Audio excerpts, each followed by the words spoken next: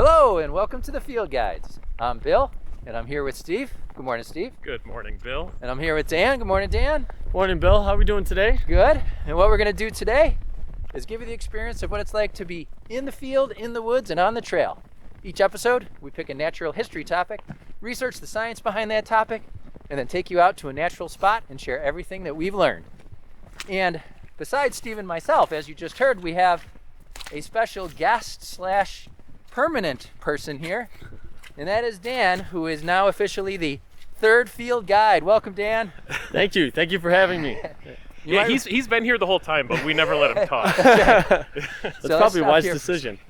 Dan, you might remember if you're a regular listener, Dan had joined us before for an episode on the snowy owl. Yeah, and just like today, it was cold. That's right.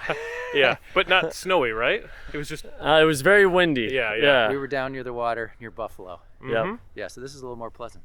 Yeah, a little more protected here. Uh-huh. So we are at Hunters Creek County Park, the site of our very first episode. Really? Yeah, our Goldenrod Gull episode. That was here, wow. Yeah, 2015. You know, I remember it, different parking lot though, right? Right, Yeah. right. So we were a different area of the park. So this is a county park about a half an hour southeast of Buffalo, mostly mixed second growth forest. We're going to be actually traveling through the park. I haven't told these guys yet, but we're going to be aiming for Mossy Point, which is a relatively new preserve that was preserved by our friends at the Western New York Land Conservancy, I think maybe last year. So this is December 2023. We have a freshly fallen few inches of snow around us, perfect winter day here. And our topic for today, Daniel? Timber rattlesnakes. Timber rattlesnakes. Wow. Of which so I take it we will find one. Yeah. Right? Are we going to dig them up? Is that how you find them? We're going to find a hibernaculum. Oh, yeah. So, folks, we know it's been a long time since we released an episode. I think the longest stretch ever. Really? Since we released an Oh, yeah. episode. Yeah, so we've been in a bit of a hibernation. But the fact that we're talking about timber rattlesnakes attests to the fact that I started planning this episode at a much more reasonable time for rattlesnakes, which was during the summer. That That's makes a when lot we- more sense. Yeah, that's I when was we- questioning the timing. So. So it's been quite busy. Stuff may come up. Maybe we'll talk about what's been happening. But we got a lot of material to cover. So why don't we get started on the trail? Let's head this way. All right. Okay. All right. Now, before we get into the episode proper, I do need to make a mea culpa, an apology. Because on our episode, I think this was 2 episodes ago, we talked about bald eagles. Okay. And we talked a little bit about the podcast Skeptoid and Brian Dunning. Uh-huh. And we did diss Brian Dunning a little bit. Do you remember? I remember that. I actually don't remember what we said dissing him, but... Well, we were a little dismissive. I used one of his episodes as one of the sources for our episode on bald eagles, and I didn't really agree with the way he had handled it. But in the meantime, I had heard him as a guest on Oh No with Ross and Carey, Okay. great skeptical podcast. Yeah. And he was on there talking about a documentary he recently released on aliens and are aliens really out there, and taking a skeptical viewpoint of that. And, you know, as I'm listening to it, I'm just thinking, you know what? This guy has done so much and does so much so consistently and so well, just for skeptical thought in general, Yeah. that we have no business, at least I have no business, I can't speak for you, I have no business dissing this guy. Now that I think about it, I think what we were saying is, because both of us used to watch his show a lot, or we used to listen to his podcast a lot. I think I said eventually it was just his cadence or something. Like it felt like it was like old propaganda radio, like just the way he sounds.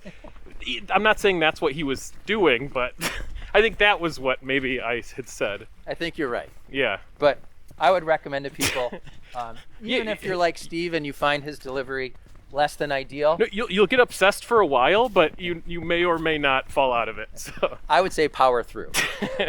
Because he really does do great episodes, and he's so consistent in producing episodes and putting out episodes, much better than we are. Oh, Right? Yeah. All right, so with that out of the way, I want to stop for a sec because I'm actually going to start with a quotation, a historical quotation. So I'm going to try to do it in a bit of a colonial accent, okay? Okay. It's going to be good. It occurred to me that the rattlesnake is found in no other quarter of the world besides America, and may therefore have been chosen, on that account, to represent her. 'Tis curious and amazing how one of those rattles singly is incapable of producing sound, but the ringing of 13 together is sufficient to alarm the boldest man living. Wow. Very symbolic. Yeah. So that was Ben Franklin. Do they really have 13 sections on the rattle? So there's go ahead, Daniel. No, I wonder if he just picked that because of the 13 colonies. Well, that's the the number major thing. varies. Right. Yeah. But there is a common folklore out there that says rattlesnakes have 13 rattles. And Okay. that's one way you can tell how old they are is by how many rattles they have, and they'll get up to 13. Huh. But that's not true. Okay. So, yeah. We'll talk a little bit more about that. But it's sort of surprising that the snake would be what represents America. Right, but we'll talk about why. I had no idea. Did you know, Daniel? No. Like Ben Franklin implied, I had no idea that rattlesnakes are native to the Americas. No, Like you don't find them in other places. Yeah, I guess I didn't really think about their North range. and South America. Yeah. So there's around 36 species of rattlesnake. They range all the way from southern Canada all the way down into Argentina. And in the U.S., they're in almost every state. So the only states that don't have rattlers, as far as I could find, were Alaska, Hawaii, which makes sense, Maine, and Rhode Island. And do you know what their primary defense mechanism is? Fleeing. You're close. It's to hide. Oh, You know, like yeah. most people, they have this horrible idea that rattlers are out there trying to bite everyone.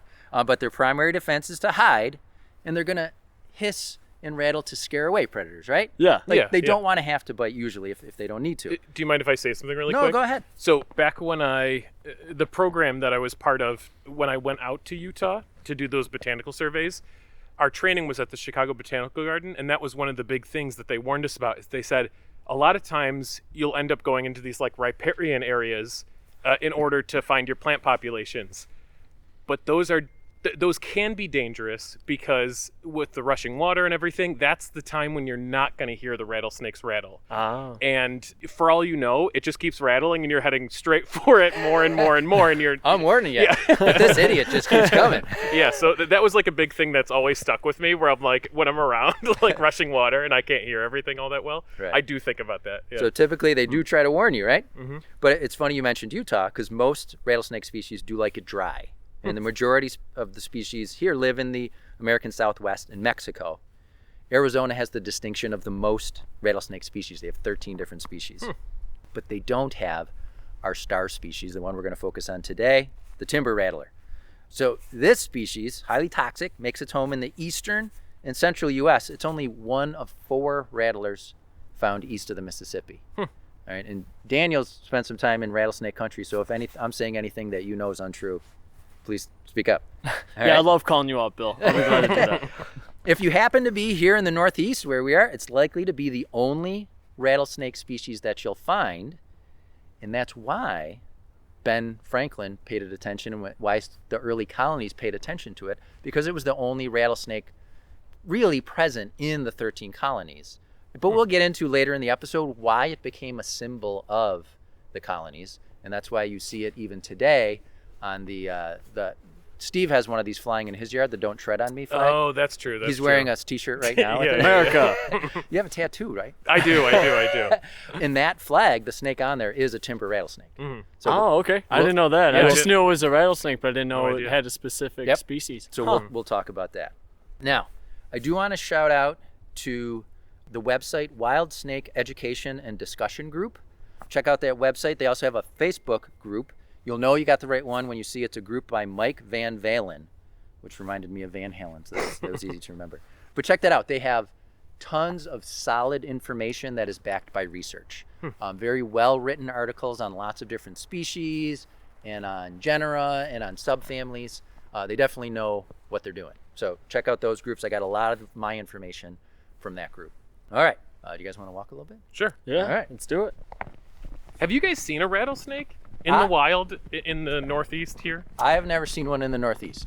No, I've tried. I remember John Roth and I went to certain places to look for the rattlesnakes, but we've never had luck. I imagine it's probably pretty tough to find them. Now, you've run into other rattlesnakes, right? I have. During my times down south, I've ran into rattlesnakes on multiple occasions. So why don't you give people just a quick idea of, since you've been on the podcast with the snowy owl, you moved down south. Why?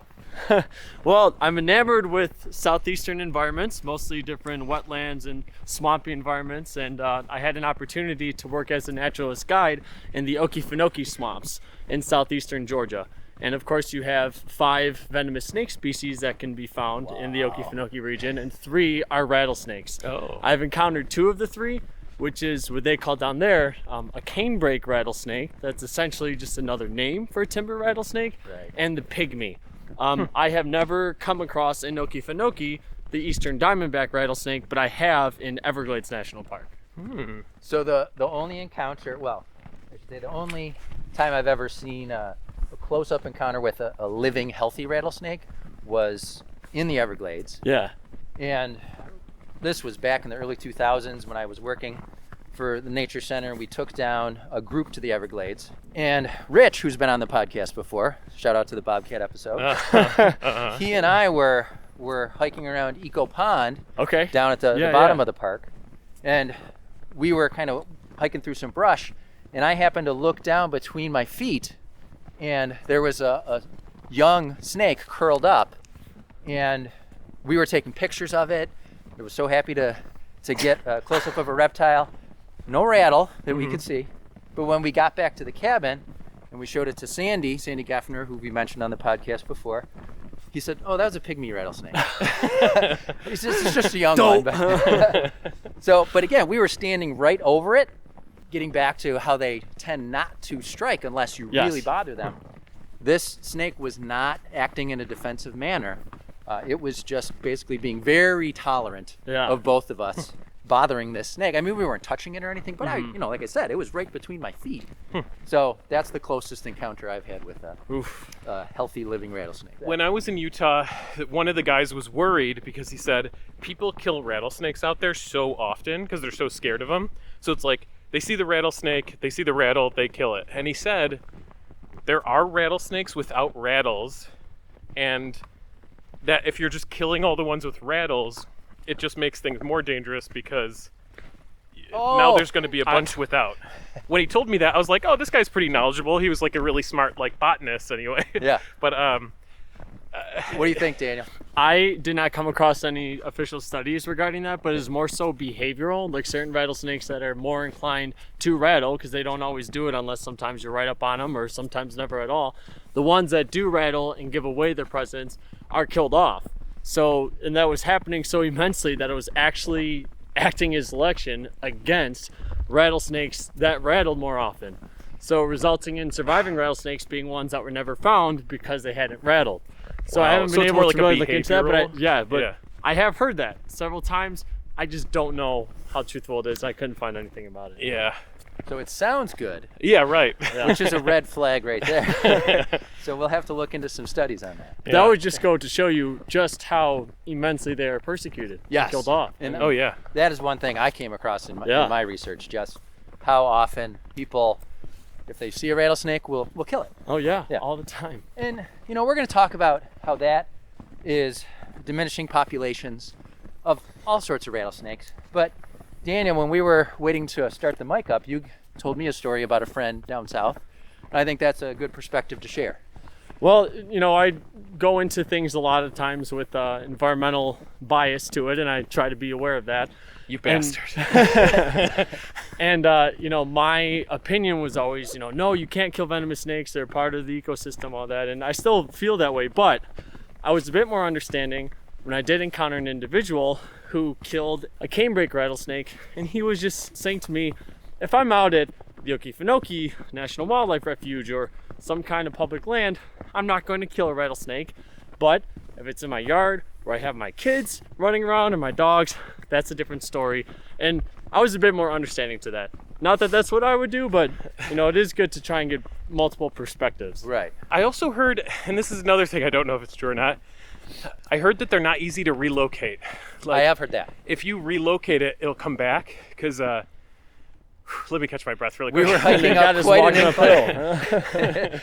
I had a friend that lived in New Mexico for a while, and he said they had these storage units, and he said they did find a rattlesnake in there, and I think they did have to kill it because they said even if you take it out, it'll find a way back in and just get up between the mattresses again or whatever. Yikes. It was just too much of a danger to the employees there. So. And I did come across at least one study, I can't say how many studies support this, but one study that did look into when they have these events, we'll talk more about them later, these rattlesnake roundups in different areas of the country where people go out and gather as many rattlesnakes as they can. Some places they kill them after, some places they let them go.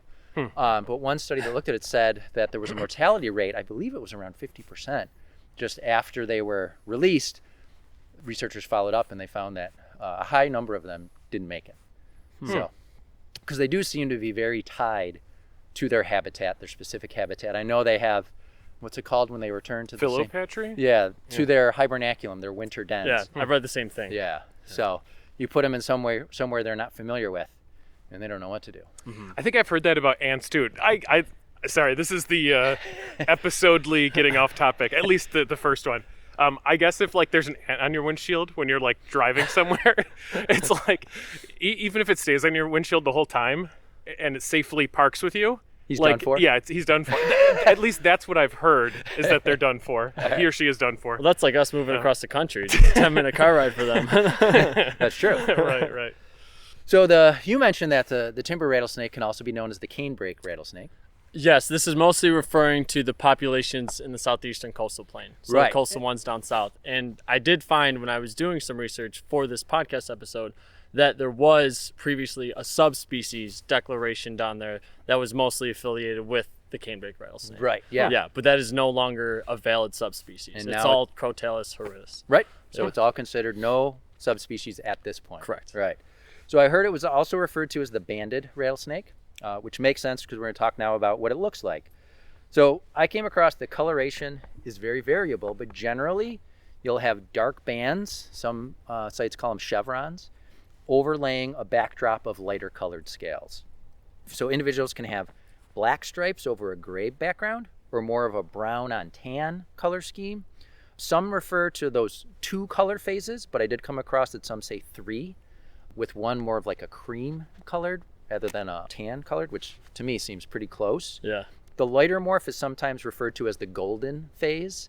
Like there's one park near here, a state park, where timbers have been seen, and just a few years ago, someone recorded video of one, they posted on social media, and then some newspapers picked it up and referred to it as the golden phase. Golden phase. The golden phase. So that is the same as that lighter phase, though, that yellowish? Yes. Okay. So it depends on what site you're Yeah. saying. Some people refer to it as, well, the golden phase is very specific. It's that cream colored, Okay. and they separate that from the more tan coloreds. To me, that's like, well, it depends who's looking at it, right? Neither of which are gold. Right. But there is a lot of variation. And it was formerly believed that the dark phase was male and the lighter was female, or that individuals born in higher elevations would be darker, but studies have shown that those beliefs are false. So coloration doesn't change over the snake's life. I came across some more historical records that claimed that they got darker as they got older. That's not true. They keep the same color pattern for their whole life. Those cross bands I talked about, they often have irregular zigzag edges, so they may be more V or M shaped, like that chevron shape I talked about. And there's often a dorsal stripe running visibly down the middle of the back. It's typically brown, but it can range from light orange or even to yellow. And the underside is uniformly yellowish, often mottled with black speckling. Melanism is often common, so that's excessive production of melanin, the dark brown or black pigment in our skin or hair. So some individuals are very dark, almost solid black. But even in the darkest individuals, timber rattlesnakes stand out from other snake species because they have large triangular scales with a thick medial keel, almost like a line down the middle of the scale that stands out from other species. So a good way to ID it. So if we ever do come across one. Yeah, sorry. But I was going to say, like, Yeah. if I'm close enough to see that keel, I'm probably too close, right? Yeah. Yeah. I'd say. So I was just sorry, when you were given the description, I always laugh when I hear stuff like this. But luckily that dorsal stripe is on its back, right? And not its belly, Right. because then it wouldn't be a dorsal stripe. And we'll talk about that. We're going to get into like how to ID. Can you Right, ID a venomous snake from a non-venomous snake?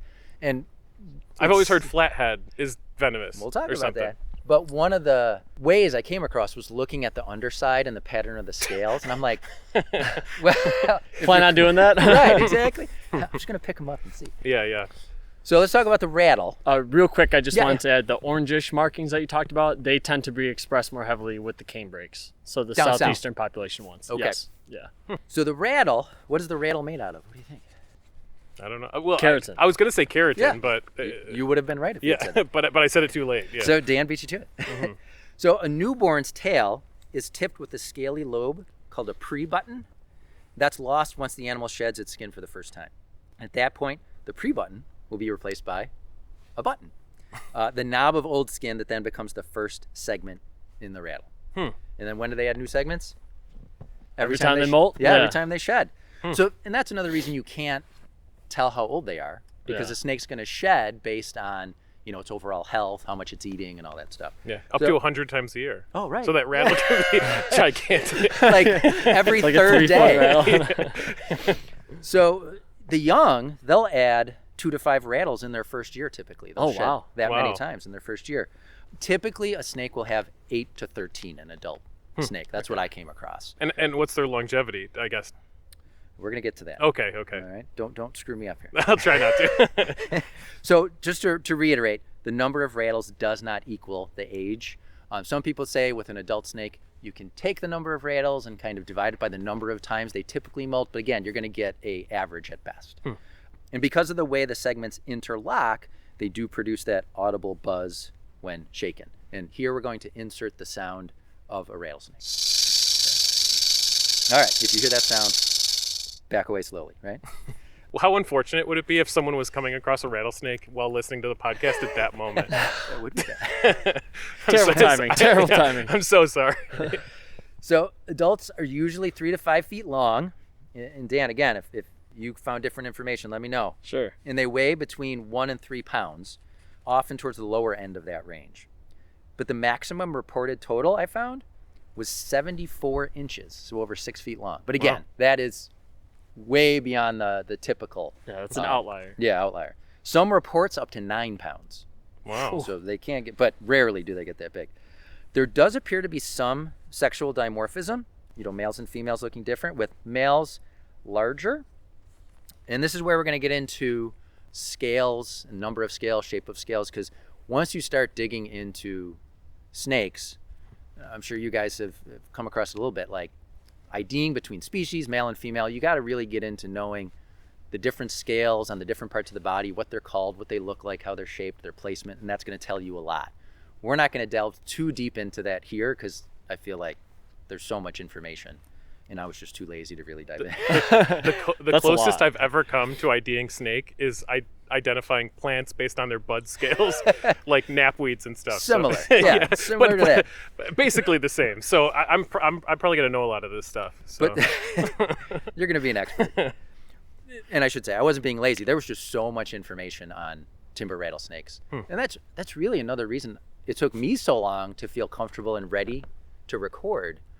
Because typically we tackle a topic, and within a few sessions of sitting down, I kind of find kind of the meat that I think would make a good topic for the episode. But there's just so much. Like, we rarely do reptiles. I don't know if we've ever done reptiles before. I I don't think so. I don't think so, We've actually. done amphibians, Yeah, but we have. I don't know if we've ever done reptiles before. There was just so much information out there. A lot of great information and a lot of bad information. I guess you could say that about any topic on Right, the Yeah, internet, for but, sure. But when you know nothing about it, or very little on a topic, that's Right. even more dangerous. I do have to say, with species like this that are considered dangerous or vermin or whatever you want to call them, there's a lot of like animal control websites, like businesses that you hire to come and eliminate certain animals from your house or from your business or your property, that put out a lot of information that is not accurate. So if you come across information on timber rattlesnakes and it's attached to like a business that's making money getting rid of these animals, I'm not saying it's all wrong, but take it with a grain of salt. Yeah. That's good to know. Yeah, I'm not personally scared of snakes, but at the same time I do admit they are nightmare fuel a little bit. Like even that scene in Indiana Jones where the pit of snakes, that was horrifying. I know on social media every now and then like a clip comes along where it's like a big snake's falling through someone's ceiling or something. God. Like, and that for some reason I've seen that one way too many times. I've seen that too. yeah. It's wild. So snakes are nightmare fuel for sure. Danger maybe noodles. just they're so danger noodles. Yeah, Right. They're just so different from us, and they. Yeah, no, it's totally true. I mean, talking to people that I work with, I work at a school, and talking about that we're doing an episode on rattlesnakes, I would say more people than not would give a negative response to the idea. Yeah, I see a Especially lizard. snakes in snake. general. Yeah, Right? I see a lizard, right? And I'm like, it's just like me. It's got like hands, and, like, it's got arms Totally. and legs, and but I look at a snake and I'm like, what is this freak? What is this thing? All right. Let me finish what I was going to say, because Sure. Dan, it looks like you got something you want to say. Is that true? When we start talking a little bit more about venom, that's Okay. when I have most of my contributions. All right. So I was mentioning how there's some sexual dimorphism. So on the underside of the snake, so if you have the snake flipped over and you're looking at the underside, the scales that kind of run from its head to its cloaca, that opening where it eliminates wastes and the eggs come out, those are called the ventral scales. Then you have the anal scale that is just forward of the cloaca. And then from the cloaca to the tail, those are called the subcaudal scales. And again, folks, I'm not an expert, so if I'm saying any of this wrong, please let us know. But males will have 21 or more subcaudal scales, so going from the cloaca to the very tip of to the start of the rattle. Females are going to have 20 or less. But again, I wouldn't recommend picking one up to see. It's a male! Their heads are vaguely triangular. They do have those vertical pupils. In the one source I said lidless eyes, but do any snakes have lids on their eyes? I don't know. I have Not no that I idea. know. We'll have to look that up. And an important thing to look for in timbers and their relatives is they have that heat sensing pit located between the eye and the nostril on both sides of the head. And that's a feature shared by all rattlesnakes. So every animal on the planet gives off that invisible infrared. So even in total darkness, these facial pits can detect that radiation. And the snakes perceive this as visual heat. The pit does have a membrane on one part that attaches to thermal receptors that feed into the trigeminal nerve, which we also have. It's connected a lot to facial sensation, vision, lots of things. And in the snakes, that nerve feeds into the optic portion of the brain. So the information that the snakes are sensing about infrared around them, they're receiving that as like visual stimuli, at least in part. So if a warm-bodied mouse does wander past a snake on a moonless, cloudy night, the snake could locate it using those pit organs despite the poor lighting conditions. So let's talk about IDing a venomous snake. So Daniel, as far as you know, is there any reliable way to ID a venomous snake? I'm putting him on the spot. I know. It's tough. You hear things like, oh, the triangular head, and then you read that that's not true because certain water snakes, those are the ones down south that mostly get confused with cottonmouths, a venomous species. They'll flatten out their heads. So it's kind of just looking at the colorations and markings is how I would do that with certain Getting species to know down your south. snakes. Getting to know the individuals as far as like criteria for just determining whether it's venomous or not, that I'm not aware of really. Yeah. So My question is, though, let's say, I mean, maybe this isn't the case, but let's say it's just venomous snakes and then the mimics that flatten their head. Does that still mean that that the rule still isn't a good one? Like if they're mimicking poisonous snake or venomous snakes, yeah. I almost feel like the rule's still pretty good, unless it's just a not totally non-mimics, non-venomous. Also do it. Well, what I would say, go ahead, Daniel. Well, I was just going to add to that. If you're not 100% sure, Right. assume it's venomous. The mimicry works. Just assume they're all venomous. I had a 4-hour boat tour in the Okefenokee Swamp, and we stopped at a place called Coffee Bay. It was, a dry area where you can get out and stretch, and there is a porta potty there in the middle of the swamp. So it was a very, very important stop for our extended tours. But we stopped there and we were walking through a patch of maiden cane, which is this straw. It looks like hay, this straw-like plant, which is a great spot for a young cottonmouth to be hiding in because they, blend in so well. And we almost stepped on what ended up being a young cottonmouth. It was when I was just down there for a few weeks, so I wasn't 100% sure. I assumed it was a cottonmouth, and I took pictures of it. I thought maybe it's a water snake, but we're just going to pretend like it's venomous. And then sure enough, when I reached out to more competent naturalists at the time down there, they confirmed that, yeah, that was a young cottonmouth that we almost stepped on. Wow. So it's just like, unless you're 1,000% sure, just assume it's venomous. That's even if you're just 100% sure. Yeah. So approach snakes like you approach mushrooms sometimes. There you go. Yeah, unless you're with like you a go. crazy super expert. Yeah. And that's what I was going to say. There are rules like the triangular head that in certain areas of the country, they do apply, but you need to know what the snakes are in that area. So Right. that's really the best rule of thumb is to get to know the snakes in your area. Yes. There's no quick and easy rule of thumb that applies everywhere. No. So Right. people want there to be, I know. but unfortunately there's not. One that I came across, which I thought was great, was that venomous snakes smell like cucumbers. What? Totally not true. I know. I heard of that too. Yeah. I heard of Is that this too. related to Yeah. those cat videos where they'll put a cucumber on the ground next to their cat, and then when the cat sees it, they like fly away? Freak out. Yeah, yeah. We've tried that with our cats. It doesn't work. Nothing? Nothing. Aw, Nothing. that's disappointing. The cat just looks at like, what the hell are you doing? I Like- think your cats have given up on life.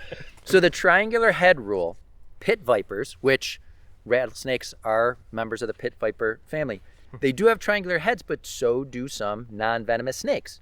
And as Daniel pointed out, some can flare the sides of their head in defense, so they look like those. Some venomous snakes, like the coral snake, do not have triangular heads. Yeah. Oh, that's true. They have like little streamlined heads. Yeah. Right? Yeah. Yep. yeah. And then some people say all venomous snakes have those elliptical pupils like cat's eyes. Rattlesnakes, cottonmouths, and copperheads do, but some non-venomous snakes do too. Coral snakes, again, don't. And then most snakes, their pupils are going to respond to light levels. So in low light, all snakes look like they have round pupils, unless you're looking Oh. super close. And again, you're going to get close enough to look. All right, I just need to get close enough to look at the eyes. That's like cats too, though, I guess, because there's so many times my cat's got like, Right. huge. He looks pupils. high. Yeah. So those pits that I talked about, those are an indication that it's a pit viper, and all pit vipers are venomous. But if you don't spend a lot of time looking at snakes, those pits can often look like nostrils. The Yeah. nostrils are typically smaller. Okay, so it can be hard unless you spend time looking at snakes and their heads to know the difference. You got to be close. So I did find one that said, well, you can use teeth marks. If there's just two big teeth marks, it's probably a venomous snake because that's fangs. But if it's a row of teeth, it's probably not venomous. At that point, there might be other indications. That Right, it was venomous, exactly. though. Yeah. At that point, it's really too late. Really? So snakes have like multiple teeth that they'll non-venomous snakes have? We're going to talk about Okay. using dentition and the different types of dentition out there. But typically, venomous snakes, not always, but typically venomous snakes are going to have fangs as their delivery mechanism. Have you been bit by a garter snake before? Yes. Also a member of the pit viper family. No. No. I was like, fact checkers are gonna get us on that one. But we're going to get back to I meant garter to say snakes. that slightly differently. You delivered that like perfectly. Yeah. So the thing I alluded to before with the subcaudal scales, those scales in between the cloaca on the underside and the rattle, or if it's not a rattlesnake, if it's just a venomous snake, supposedly those scales will just be a row of single scales, one above the other, all right? In non-venomous snakes, supposedly, that section between the cloaca and the tip of the tail, you're gonna have a double row, where you're gonna have two scales next to each other, then underneath two scales next to each other, all the way to the bottom. But then I also found further, a venomous snake may have, near the very tip of the tail, two rows. So it can be very confusing. And again, if you're picking it up and looking at the underside, I suppose if a snake has bitten you and then you kill the snake and you're trying to figure out what species it is, these things could be helpful, but basically consult an expert, right? Yeah. Get to know your snakes if you really want to know. There's no easy and fast rule. All right, you guys want to walk? Sure. Yeah. We're sitting let's do halfway it. up this hill. So we're going to talk about distribution and habitat now. So I mentioned before that rattlesnakes are in almost every state here in the U.S., but timber rattlesnakes are in 27 states. And we didn't say the scientific name. Dana, you want to share it? Crotalus horridus. Horridus. And what does that mean? I think horridus is like, is it Horrible? terrible? Yeah. Yeah, horrible. Yeah. That sounds good. That one I knew. And then Crotalus comes from a Greek word for rattle or castanet, so it's a horrible rattle. Oh, okay. Right. Now their range extends in the south from Texas to northern Florida, and then north to Minnesota, across to New Hampshire. And it's second only to the prairie rattlesnake out west as the most northerly distributed venomous snake in North America. They are extirpated, no longer found in Michigan, Delaware, Maine, and Rhode Island, and it's considered close to extirpation in New Hampshire. I think I read that there's only one Yeah. population left. Yep. And it's not doing that well. Yep. Yeah. Canada listed it as extirpated. There was a recovery strategy where they were considering reintroducing them, but in 2009 it was abandoned because the research into the strategy found that there's just not enough habitat. that would make it seem viable where they could thrive. So they're found in... Extirpation is just a nice word for extinct populations. Extinct populations with their own unique genetic diversity. Sure. And ever since I switched to genomics work and population genetics stuff, I don't know. I'm like, populations are the bomb. Super important. You know? Yeah. Yeah, super important. Daniel, I think in your research, back me up here, but I've found generally it seems that in the more northern parts of the range, they're not doing very well.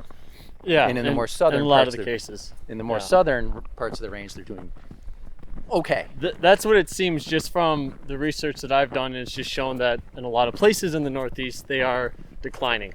Yes. The one state that I did see that had more stable populations was Pennsylvania. That's what I found. I think I came across that they have something like 1,000 different sites or something like that. Yeah, I haven't found something with numbers like that. Yeah, but so that's Pennsylvania seems to be doing pretty well. So isn't Pennsylvania also like a crazy state for, it's like one of the biggest hunting states too? It is. So I have to imagine it's probably got to be due to the fact that they have a lot of land for them, like a lot of habitat. That's what you need, right? Yeah. Habitat.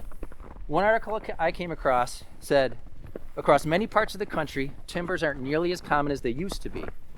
Now, what I found was surprising was compared to their historic range, their current range isn't much smaller.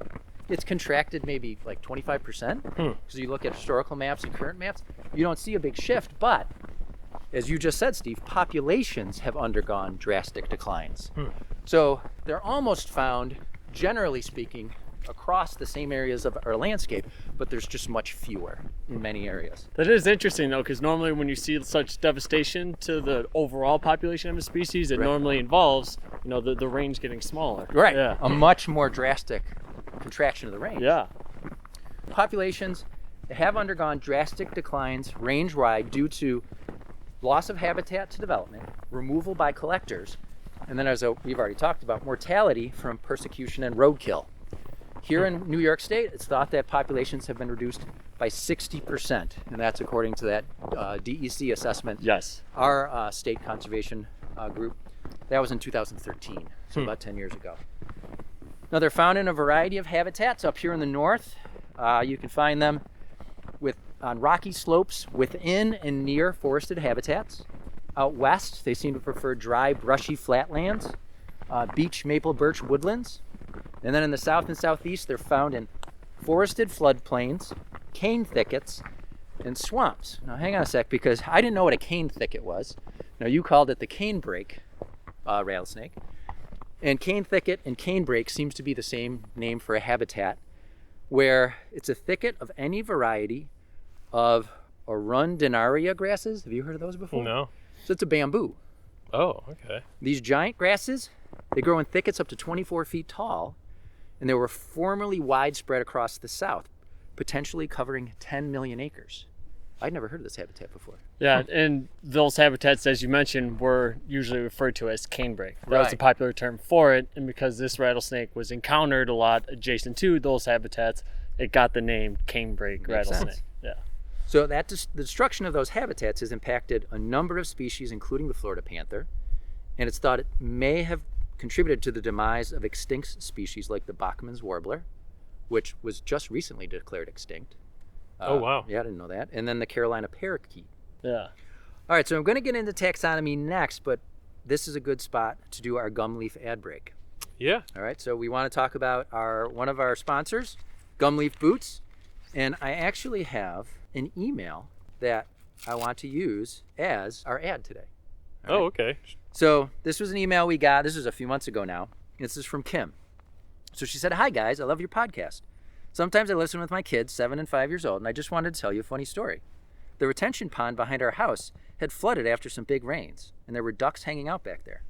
I took my kids out to look at the ducks and find whatever else had taken up temporary residence back there. My 7-year-old got to the edge of the water and yells, 'I wish I had some gum leaf boots, then I could just walk right through there.' It just cracked me up. I just became a patron in the last few weeks, and I hope you guys are able to keep doing the podcast. Thanks so much for teaching me new things about nature." She said, "P.S. I've been listening to older episodes too, because I just found you guys within the last year. The 12-year-old boy humor is A-okay with me." Perfect. So thanks, Kim, for sending that Yeah. in. And thank you to Gum Leaf Boots for sponsoring the podcast. If you become a patron, you get free shipping on any orders of gum leaf boots. So check out gumleafusa.com. Mm-hmm. Anything else you want to add there? No, I think that's it. Kim covered it. Kim did. She did a great job. All right, so on with taxonomy, Steve's favorite topic. Mm-hmm. This is the meat of the episode. This is where we find out heart. where the garter snake falls compared to this one. So timber rattlesnakes, they belong to the family Viperidae. I think I'm saying that right. Those are all vipers, and all vipers are venomous. They belong specifically to the subfamily Crotalinae. Am I saying that right? Crotalinae? Yeah, maybe AE. Crotalinae, I think. And those are the pit vipers, also called the pit adders. And they're so named because of those heat-sensing pits we mentioned. In Eurasia and the Americas, this subfamily includes the water moccasin, also called the Cottonmouth, the southeast U.S., the eastern copperhead, and then the bushmaster of Central and South America. The timber rattlesnake was actually described by Carl Linnaeus in his 1758 edition of Systema Naturae, and it still bears the original name he gave it, Crotalus horridus. And as we already mentioned, no subspecies are currently recognized, although it was a source of ongoing debate in the late 1900s. And the subspecies, which you mentioned, the canebrake, was Crotalus horridus atricaudatus. But that's considered invalid at this point. So it makes it easy for once that if you see a timber rattlesnake, it's Crotalus horridus. You can shout that out as you're dying from being envenomated. Right? The groupers win that one. And so. Steve, it just popped into my head as I was driving here. I'm like, oh, we got to remember to talk about this. For the audience, are rattlesnakes poisonous or venomous? Well, did you hear earlier in the episode where I said poisonous and I had to quickly switch to venomous? No, I blocked it out. No.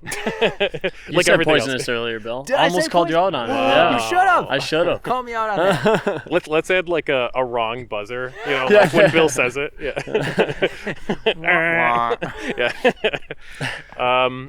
So I would say they're venomous, but I don't know what happens if you eat one. That's true. I think you can eat them. If you don't eat the venom gland, yeah. why not? Right? That's the seasoning, though. You add it to the rest of the snake. Just a dash. Just a dash. All right, but tell people the difference. Venomous. So when you're venomous, you're like injecting, the venom. Well, yeah. I almost called it poison, and then I had to stop myself. But when it's poison, it's through ingestion or even does poison count if it's through like skin contact? I think so.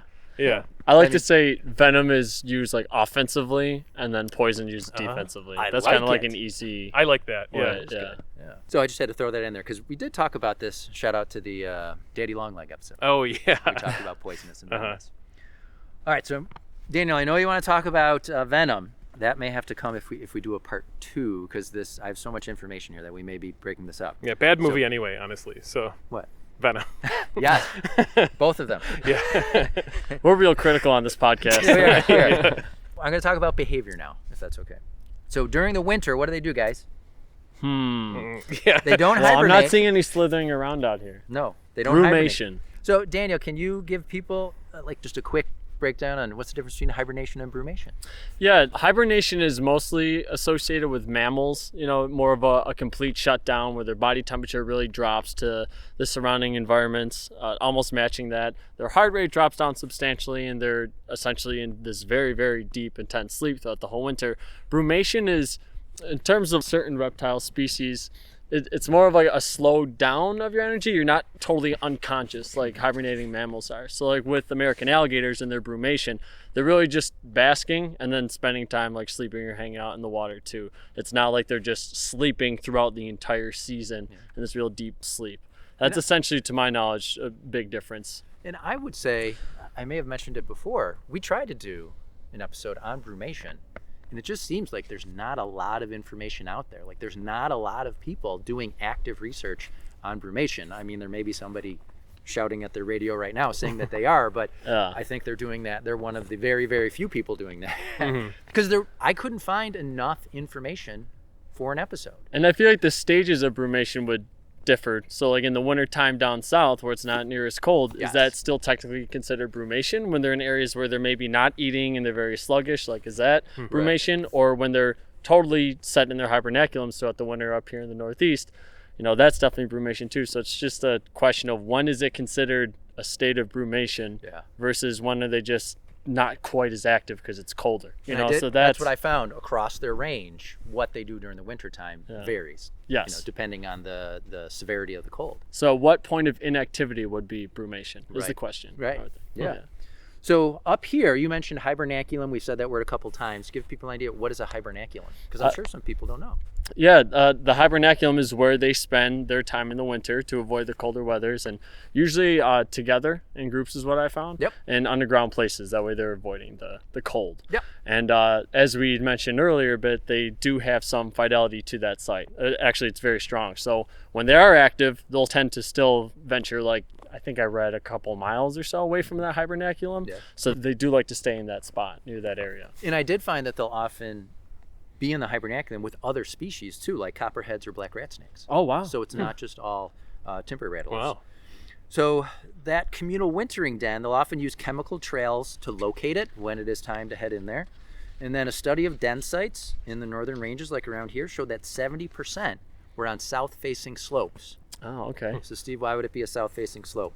Because that's where that sun is. That's right. So their mating season is from early summer to early autumn. And after mating, females store sperm through the winter until implantation of the embryos the following spring. Wow. And then gestation lasts about 4 to 5 months. And then young are born late August to mid-September. I couldn't find if that's consistent across the range or not. I bet it would probably change just because the Right. you I know think the it would have to. variation in the climate. Yeah. Normally like breeding Right. season with birds, like gonna be a barred little owls different. would be earlier down in Okefenokee than up here. So Yeah. I'd imagine it'd be different, but I So- don't know for sure. Sometime around then, they typically have 4 to 14 young. The neonates, which what they call the newborns, are around 10 to 14 inches at birth, so around a foot long. And they're born encased in a transparent membrane, like a yolk sac, which they shed within a few minutes. So we're going to talk about different types of reproduction, egg laying, non-egg laying, and snakes, because I think I have a pretty good breakdown. Oh, nice. Looking Shout forward out, to this. shout out to Mary Holland. So if you guys know about Mary Holland, she has some books. She has a website where she does nature observations like every day. So the timber rattlesnake is viviparous, meaning they give birth to live young. I was gonna say that's like sharks, right? Sharks are also viviparous. Yes. Because that's where I've heard the term, I think, before. And doesn't the beginning part of that word have to do with like life, right? Well, viva is to live in Spanish. Right, so right. I don't- All right, so there you go. So 70% of the world's snakes lay eggs, and those are oviparous. Okay. So ovo, egg, right? Yeah. The rest give birth to live young, viviparous. So oviparous snakes, the egg layers, tend to live in warmer climates where the substrate they lay their eggs in is warm enough to incubate the eggs. Gotcha. Okay, so I mean, think about reptiles, cold-blooded. You're obviously going to have more of those in warm areas. Yeah. The ground is warm enough to incubate their eggs. Most egg-laying snakes deposit their eggs and then depart, just relying on the substrate to do the incubation, take care of their young. Viviparous snakes tend to live in cooler regions where the ground is too cold to provide incubation. So there is a distinction, though, to make it more complicated, between egg-laying snakes. The majority of snakes that lay eggs do so outside their body, in a protected area like a rotting log. So those are the ones that are known as oviparous.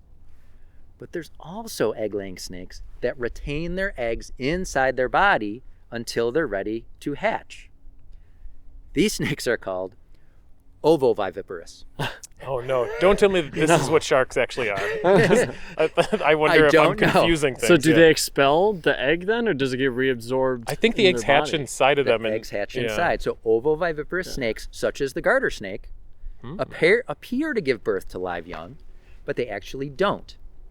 Unlike the viviparous species like the timber, the live birth, there is no placental connection or transfer of fluids between mothers and babies because the developing young snakes feed on the substances in their individual eggs. Okay, so those are the ovoviviparous. The snakes emerge from the mother when they hatch from their eggs, giving them the appearance of live birth. The gestation period for oviparous snakes is generally longer than for ovoviviparous snakes and vary from a few weeks to a few months in length.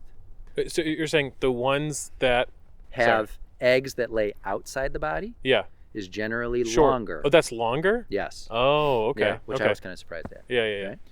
You got it all? Yes. No, I just wanted the eggs that are inside the body. What for the happens to them? ovoviviparous. Yes. Like, Yeah. does that then get expelled at some point? Does it get reabsorbed? So I you're don't going to know. look that up. We can put that into Oh, the more episode homework? notes. All right. So you have viviparous, which is live young, oviparous, which lay eggs outside the body, and then ovoviviparous, which the eggs hatch in their body. Okay. Good explanation, Bill. All right, thank you. Well, thank you to Mary Highland. So the young, when they're born, they're miniature versions of the adults. We're back on the timber rattlesnake now, complete with hollow fangs, venom, and that tiny rattle segment called the prebutton. So shortly after birth, they shed their skin, drop their prebutton to reveal the button, and then they remain in the area with mom for 1 to 2 weeks until they shed, and then they disperse. So females are a little more defensive when they are around the young for that 1 to 2 weeks. In the fall, the young typically follow their parents' scent trail back to the den for the winter, and that's more common up here in the north. So, interesting part though, when we talked about how the timber rattlesnakes are declining in a lot of areas, that's tied partially to their reproduction because they're so slow to mature. Yes. Yeah, they typically live, you asked about this, Steve, they typically live for 15 to 20 years. They can go to 30. I Yeah, saw that's some what I records. read. I saw 30. one record of 50, but 50, that's got to be wow. in captivity or someone lying. I read 30 in the wild. One case of Really? one in the wild was Wow. 30. Okay, Yeah. so there's some variation there. But the average female doesn't start reproducing until almost age 10. Oh. So if they typically live 15 to 20 years, like if we compared that to people, that would be like if people didn't start reproducing until they were 40 years old. Wow. Right? Oh, yeah. After the birth of her first litter, a mother timber might not have another litter for 3 to 5 more years or ever. So a lifetime reproduction study of a population in the Adirondack Mountains here in New York, they found that the first reproduction occurs at a mean age of 9.6 years, so about 10 Wow. years. The mean length of a reproductive cycle from one to the next is 4.2 years. Wow. The mean reproductive lifespan, how long they could reproduce for, is again 9.6 years. So you got like an average 9.6 year window. The average litter size is 7.7. So they may only reproduce like a couple times in Right. their life. Wow. Right. Yeah. Non-viable offspring were found in 20% of the field litters. So 1 out of 5 times there were non-viable offspring. And they said in that one study in the Adirondack Mountains, most females only reproduced once. Wow. So they're being, losing their habitat, being persecuted by people, and even the ones that are making it, they're only reproducing a couple times. So You All want right. that first kid like in pre-K kindergarten before you, think about a second one. that's right. Yeah, yeah.